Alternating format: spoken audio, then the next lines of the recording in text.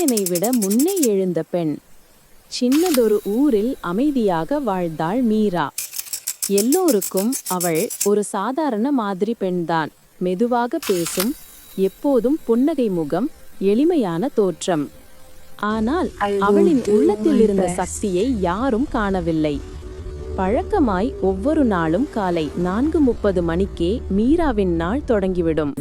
ஊரும் வீடும் மக்களும் ஆழ்ந்த நித்திரையில் இருக்கும் நேரம். மீரா ஏற்கனவே விழித்துவிட்டு புதிய நாளை வரவேற்க தயாராகி விடுவாள். அவள் சமையலறை விளக்கை ஏற்றி முடியை கட்டி தன்னை தானே தயார் செய்வாள்.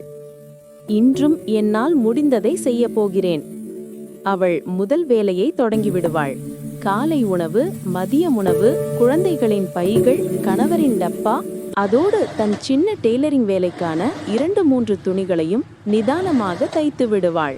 சூரியன் உதயமாகும் முன்பே மீரா தனது நாள் வேலைகளின் பாதியை முடித்திருப்பாள். அவளின் வேலைகளை யாரும் நேரில் காணவில்லை. ஆனால் அதனால் கிடைக்கும் அழகான முடிவுகளை எல்லோரும் ரசிப்பார்கள். குழந்தைகளை பள்ளிக்கு அனுப்பி கணவரை வேலைக்கு அனுப்பி மீரா தனது சின்ன டெய்லரிங் கடையை திறப்பாள். ஒரு தையல் மிஷின், சில நிறமுள்ள துணிகள், ஒரு நாற்காலி, அதுவே அவள் உலகம். ஆனால் அந்த சின்ன உலகமே இன்று அவளுக்கு பெருமை. மீரா, நீ தைத்த துணி ரொம்ப நன்றாக இருக்கிறது என்று வருபவர்கள் பாராட்டினால் அவள் பணிவாக புன்னகையுடன் நன்றி என்று சொல்லிவிடுவாள். ஒரு நாள் அவளின் அயல் வீட்டு பெண் ஆச்சரியத்தோடு கேட்டாள், மீரா, வீடு, குழந்தைகள், சமையல், டெய்லரிங், இவ்வளவு பணத்தை எப்படி முடிப்ப?